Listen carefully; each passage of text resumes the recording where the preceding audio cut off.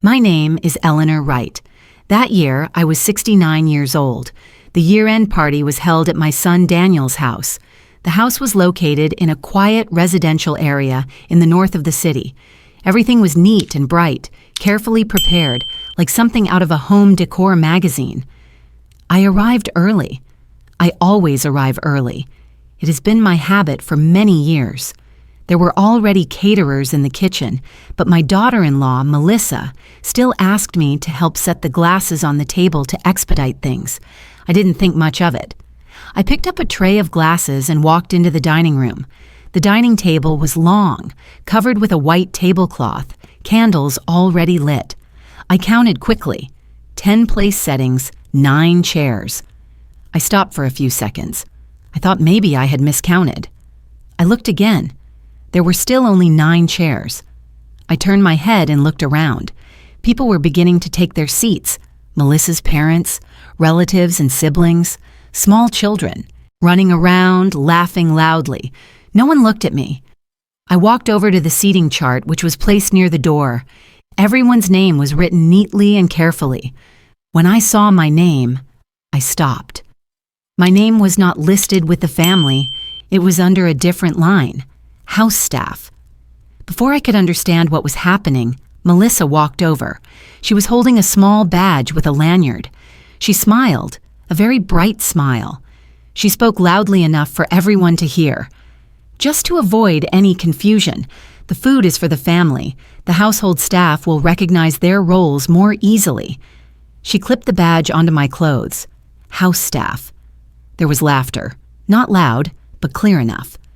Melissa's parents laughed. A few relatives followed. A small child giggled because the adults were laughing. I stood still. Not because I was shocked, but because I needed a moment to understand what had just happened.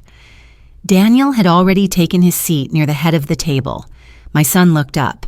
He saw me. He saw the badge. Then he looked back down at the table.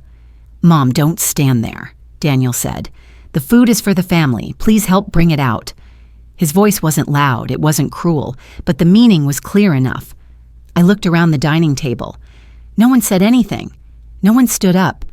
No one suggested that perhaps a chair was missing. I held the tray of glasses for a few more seconds, then set it down on a side table. My hands were very steady. Strangely, they weren't shaking. I thought of something straightforward. There are moments in life when you don't need to ask any more questions. I raised my hand and took off my wedding ring, the ring I had worn for more than 40 years. It was worn smooth on the inside from years of work, washing my hands, signing papers, and holding loose change. I walked over to Daniel and placed the ring in front of him, right next to the white plate. The sound was very soft, but the entire table fell silent. Daniel looked up. His eyes widened. "Mom, what are you doing?" I looked at my son. I wasn't angry. I wasn't crying. I spoke slowly. There are things you use every day without ever understanding their value. I removed the badge from my clothes and placed it next to the ring. "I won't be staying for dinner," I said. "I wish everyone a pleasant evening." No one stood up. No one called my name. I turned my back and walked outside. If you're listening up to this point and feel that this story touches something familiar, you may not be the only one who has ever felt this way. Here we tell stories about family, about older people, and about respect. If you'd like to hear more, please subscribe to the channel so we can listen together. The door closed softly behind me. I heard the lock click, like a period placed at the end of a long sentence. The air outside was colder than I expected. I stood still on the steps for a few seconds and took a deep breath. Inside, the party was probably still going on. People would soon return to their conversations as if my leaving were only a small passing gap. I walked toward my car. My old car was parked among shiny new ones. I opened the door, sat in the driver's seat, and placed both hands on the steering wheel. My hands still didn't shake. The phone in my pocket vibrated. I knew who it was. I didn't need to look. I didn't answer. I started the car and drove away. The streets were quiet. End-of-year decorations were still glowing on many rooftops. I drove slowly. No hurry. I didn't know where I was going. I only knew I wasn't going back there tonight. After about 20 minutes, I stopped in front of a small roadside motel. An old sign, pale yellow lights. A place that didn't ask many questions. I paid in cash, took the key, and went straight to the room. The room was simple. 2 beds, thin blankets, the lingering smell of floor cleaner. I set my bag down and sat on the edge of the bed. My back ached slightly, but my heart felt strangely calm. The phone vibrated again. I turned it off. I lay on my back, staring at the ceiling. I thought about many things, but nothing too clearly.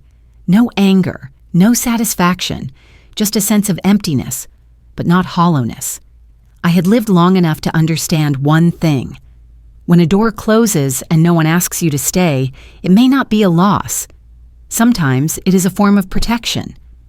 I folded my hands over my chest. I didn't say a long prayer. I only whispered softly, as if speaking to myself. Please let me be clear-minded enough not to do the wrong thing. Please let me be calm enough not to say words I will regret. And if someone is lost, please let them see what they need to see. I didn't ask for anyone to be punished. I didn't ask to take anything back. I believe that what doesn't belong to me can never be held in peace. And what does belong to me will, sooner or later, return. I turned onto my side and pulled the blanket up to my shoulders. Outside, cars passed occasionally, their tires echoing, faintly. Inside the room, there was only the sound of my own breathing. That night, I didn't sleep deeply, but I slept in peace. The next morning, when light slipped through the thin curtains, I opened my eyes and knew one thing very clearly. I would not go back to how things were. I was born in a small town where everyone knew one another. My family was not well off. My parents worked all year round, but the money was always just enough. We weren't comfortable, but we never had to borrow anything. My mother used to say that you should live in a way that lets you sleep peacefully at night. Owe no one anything, not even an apology. My father spoke less, but whatever he did it steadily and well.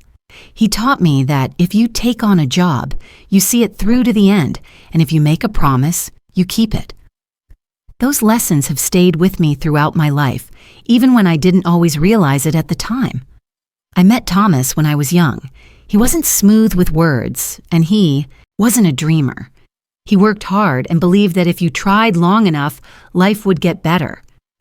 I trusted him, not because of what he promised, but because of how he lived every day. We married in a small ceremony. Not many guests, not many flowers. But I remember the feeling of holding his hand as we walked out of the church clearly. I thought that as long as 2 people were looking in the same direction, everything would work out. The early years of marriage were not easy. We opened a small hardware store.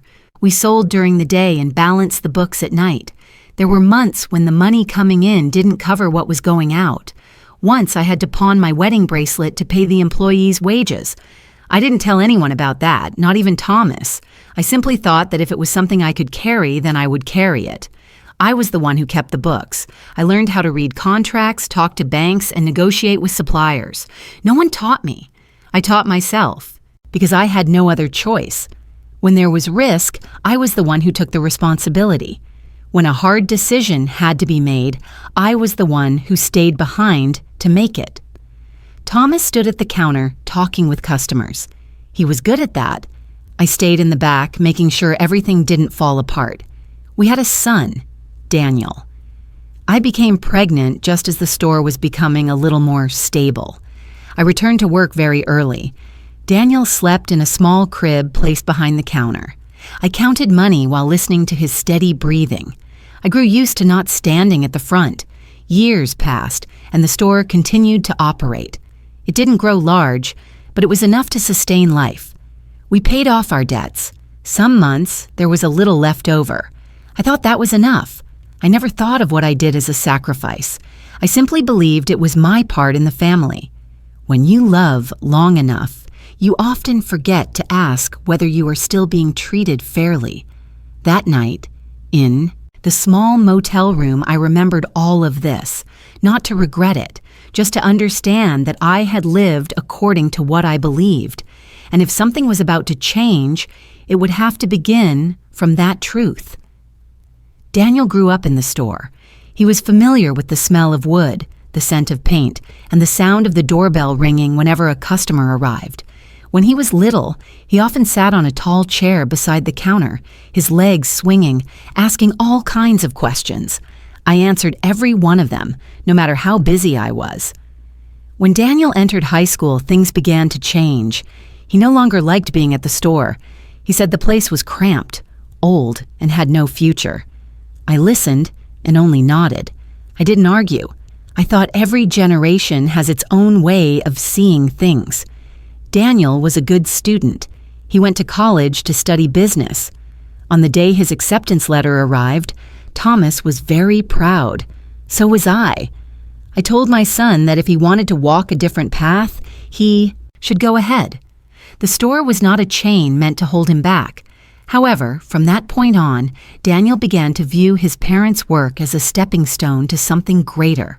He used words I wasn't used to: models, strategy, scale. Once, in front of others, he said the store was only suited to an earlier time. I looked at him and said nothing. I told myself that maybe he didn't yet understand the value of what he already had. Children often believe that what they are born into is simply a given. Daniel graduated. He worked in the city in a tall building made of glass and light. Every time he came home, he dressed neatly, spoke quickly, and seemed busy. Thomas listened very attentively. I listened too, but I listened to understand my son, not to compare. Once Daniel said, "Mom, you've worked hard enough. Later on, let me take care of things." I heard that more than once. Each time I smiled. I didn't ask how he planned to take care of things. I didn't want to put him in an awkward position. I realized that distance doesn't come from one major event. It comes from small sentences, from the time Daniel stopped asking for my opinion, from the moment he discussed the store with his father as if I weren't there. I still worked every day, still kept the books, still talked with suppliers, but my role gradually became quieter. I wasn't angry. I thought perhaps it was the natural order of things. Children grow up, parents step back. I accepted that as long as there was still respect. But there were evenings when I sat alone, balancing the books, and suddenly realized that no one asked what I thought anymore. No one asked whether I agreed. Small decisions began to be made without me. I didn't speak up. I believed that if I lived decently enough, people would eventually notice. I didn't know that sometimes staying silent for too long can make others think you no longer need to be heard. I met Melissa for the first time on a weekend afternoon. Daniel brought her to the store. She wore light-colored clothes, clean shoes, and spoke softly. She smiled often and always addressed me politely as Aunt. At the time, I found her likable. She asked me a few questions about the store, how long I had been working there, and whether I was tired. I answered briefly. I thought she was simply trying to fit in. Melissa's family was well off. I learned that early on. Daniel told me, without hiding his pride. I saw nothing wrong with it. Every family has its own circumstances. I never believed that wealth or poverty determines a person's value. When the two of them got engaged, I began to notice small changes in Melissa. Nothing obvious, just little details. She talked about life as a series of plans: where to live, which schools the children would attend, and who should do what. She spoke with confidence, as if everything had already been arranged. At family gatherings with her side of the family, I usually sat quietly and listened. People discussed business, investments, and real estate. I didn't join in, not because I didn't understand, but because I didn't feel the need to. Once I heard Melissa tell her friends that our store was small but stable. The way she said it wasn't meant to be insulting, but it wasn't appreciative either. I realized she measured life by a different standard than I did. After the wedding, They began visiting more frequently. Melissa was still polite, but the distance was clear. She asked for my opinion less. When she needed something, she spoke to Daniel. When plans were made, she informed me rather than asking for my input. I told myself that maybe it was just the way young people are. I didn't want to be difficult. I didn't want to become a judgmental mother-in-law. But there were moments when I felt I was no longer part of meaningful conversations. Decisions were made when I wasn't there.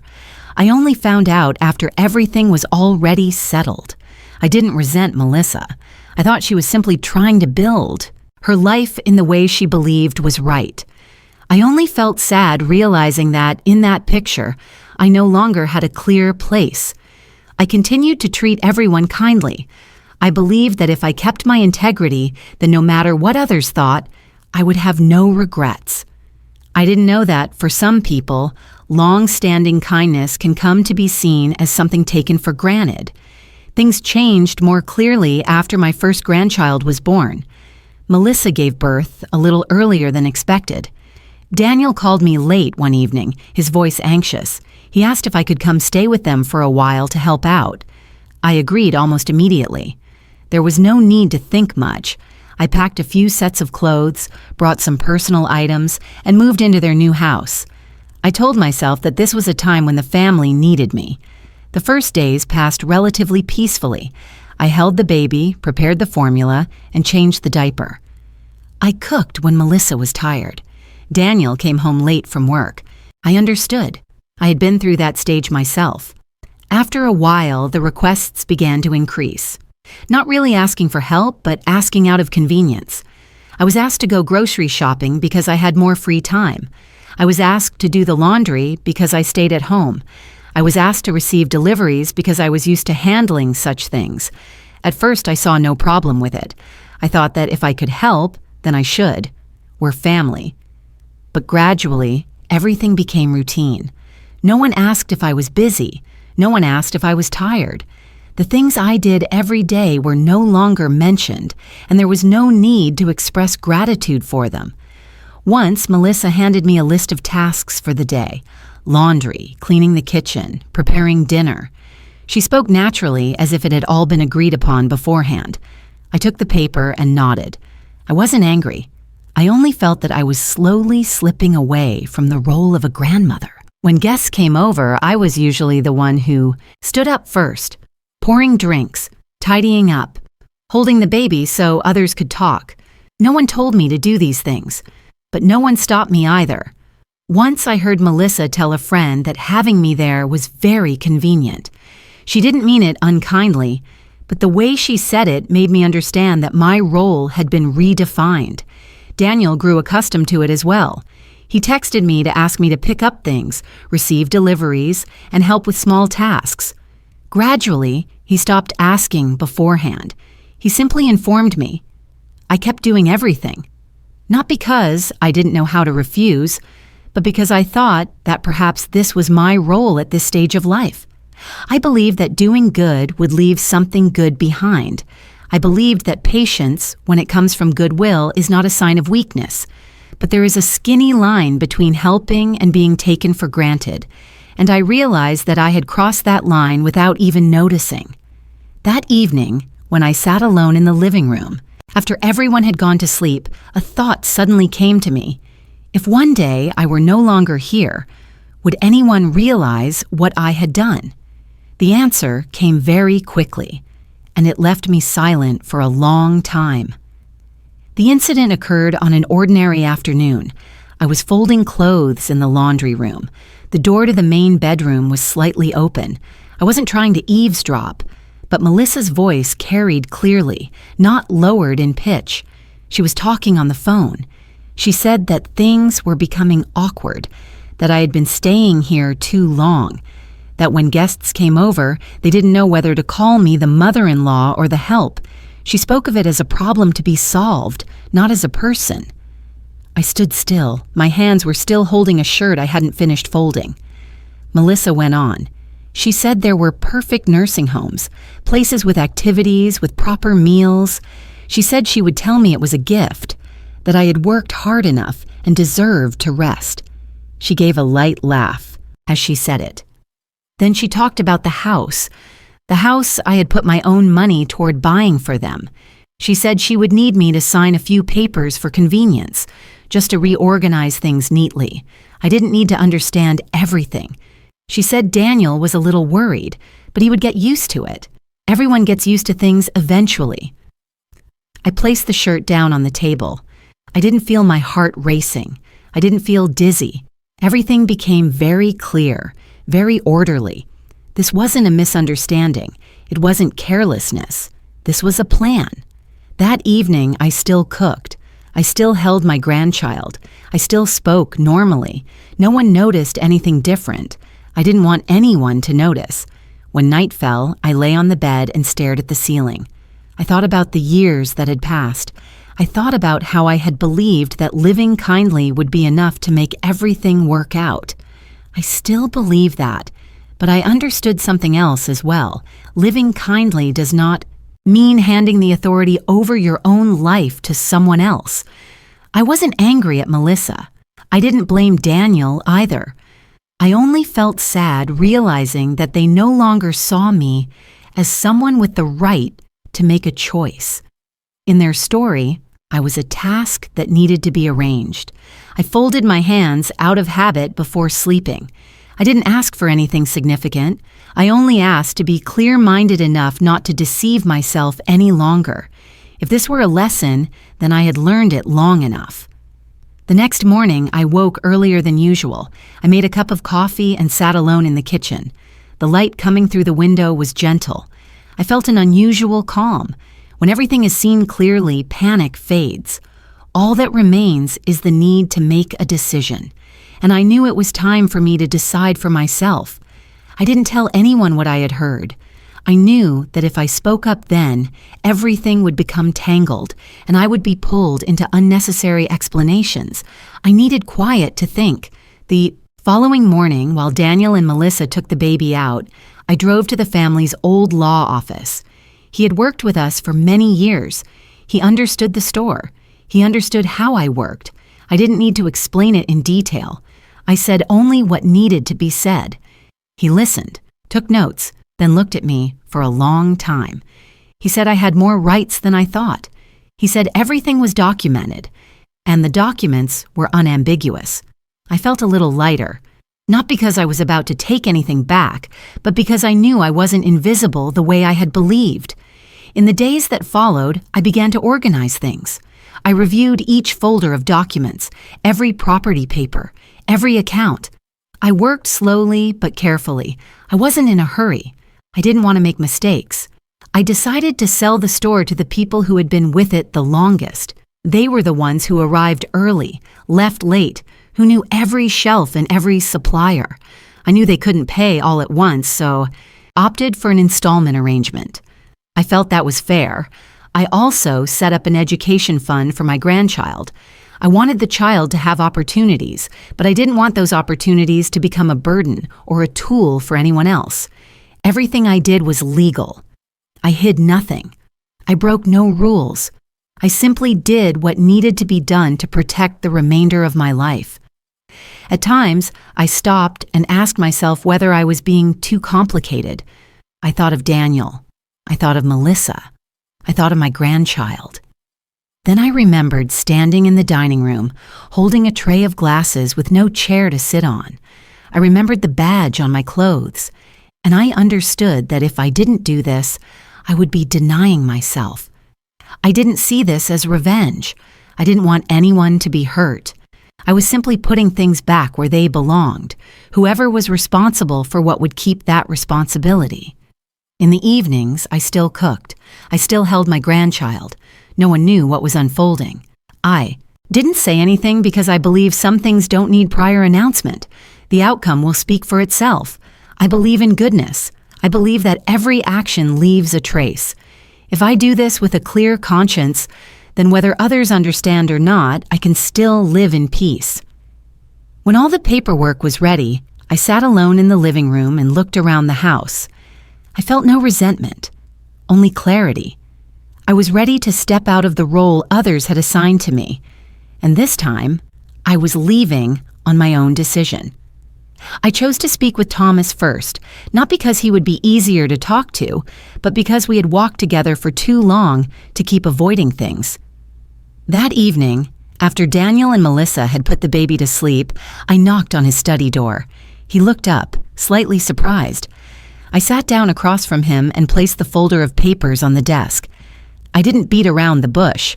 I said that I had overheard Melissa's conversation. I said that I had reviewed all the documents. I said that I had reorganized what belonged to me. Thomas was silent for a long time. He turned each page, reading slowly. I saw his hands tremble slightly. He asked me since when. I replied, since the moment I understood that if I kept staying silent, I would lose myself. He said he hadn't meant to hurt me. He said he only wanted everything to be peaceful.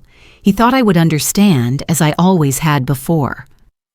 I looked at him and said calmly that understanding does not mean acceptance. I said I didn't blame him, but I could not continue living in a house where I had no say. I said I would leave. I said I had already found a new place to live. I said that if he wanted to come with me, I was willing. If not, I would accept that as well.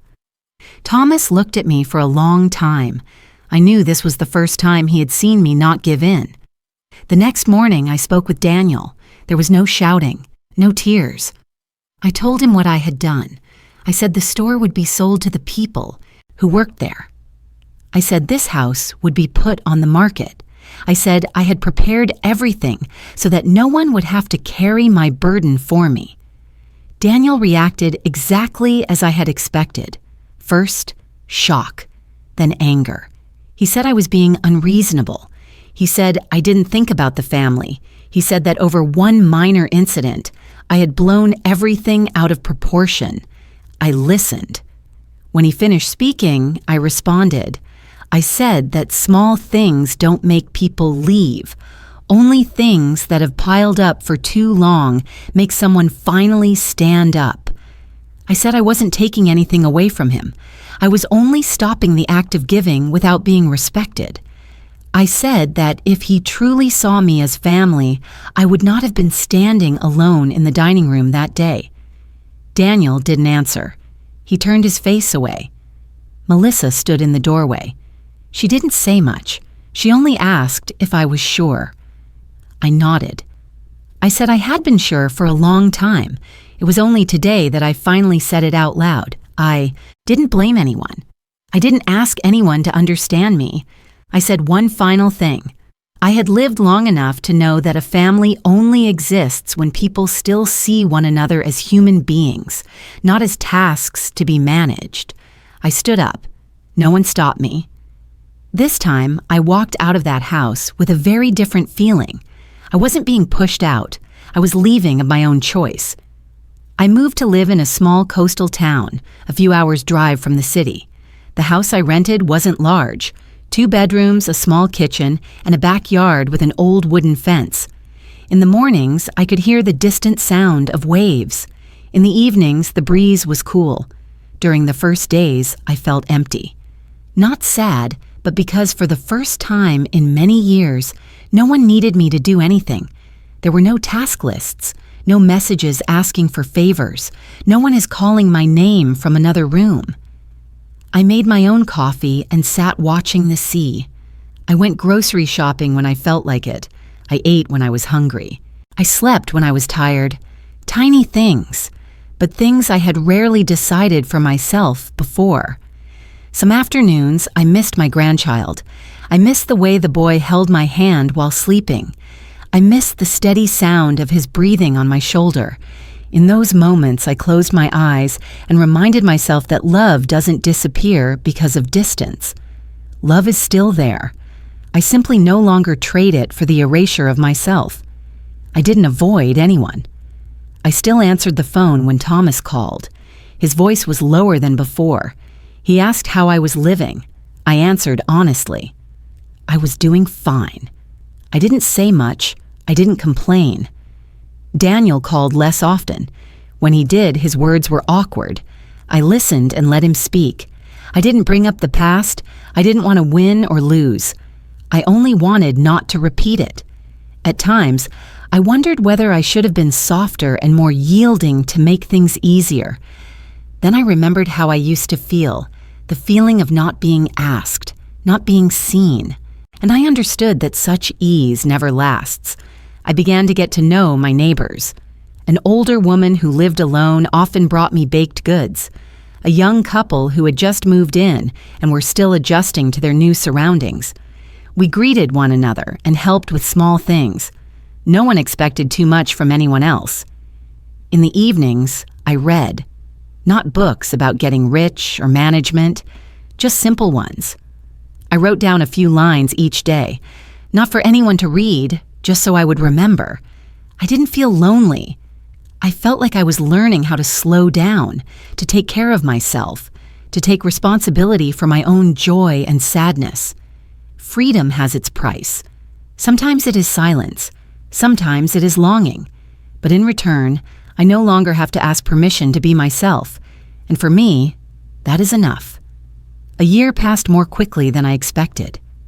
That morning, I woke up early. The small house was quiet. I opened the window and let the sea breeze blow in. The air was cool and clear. I made coffee and set a few chairs around the dining table. The chairs didn't match. Some I had bought secondhand from an old shop, while others were given to me by neighbors. But each one was sturdy with enough room to sit. The dining table wasn't large. I spread a simple cloth over it. No one required me to do anything a certain way. I did things the way I wanted. Neighbors began to arrive. The older woman next door brought a pot of soup. A new friend brought pastries. We greeted one another and asked how everyone was doing. No one was in a hurry. No one was playing a role. By noon, Rebecca, my daughter, arrived with her husband and the children. The kids ran into the house, laughing loudly. They asked me all kinds of questions. They called me in a familiar voice. I sat down with them. No one stood. We ate simply. At times, conversations overlapped. At times, there was silence. No one felt the need to correct that. I looked around the table and realized something very clearly. Here, everyone had a place. After the meal, everyone cleaned up together. No one gave orders. No one was held responsible. Whoever was free helped. Whoever was tired sat down. In the afternoon, when most people had left, Rebecca stayed with me in the kitchen. She asked if I ever regretted my choices. I thought for a moment, then shook my head. I told her that some choices make you sad for a while, but if you don't make them, you'll be sad for a lifetime. I said I still loved Daniel. I didn't hate Melissa. I didn't wish anything bad upon them, but I could not return to being invisible. Rebecca nodded. She said I looked lighter than before. I smiled. I felt that way too. That evening, when the house was quiet again, I cleared the table, washed the dishes, and then hung up the old badge I once wore. I kept it so as not to remind myself of how I had been treated, but to remember the day I stopped accepting it. I believe in forgiveness, but I believe forgiveness does not mean returning to the place where you were hurt. Forgiveness means not carrying resentment as you move forward. Family is very important, but a family lasts only when there is respect. Older people don't need to be placed above others. They only need to be seen. They only need a seat. I turned off the lights and went into the bedroom. Outside, the waves continued their steady rhythm. I lay down and slowed my breathing. I no longer wait for others to change so that I can live well. I live well first. The rest, I believe, life will arrange on its own.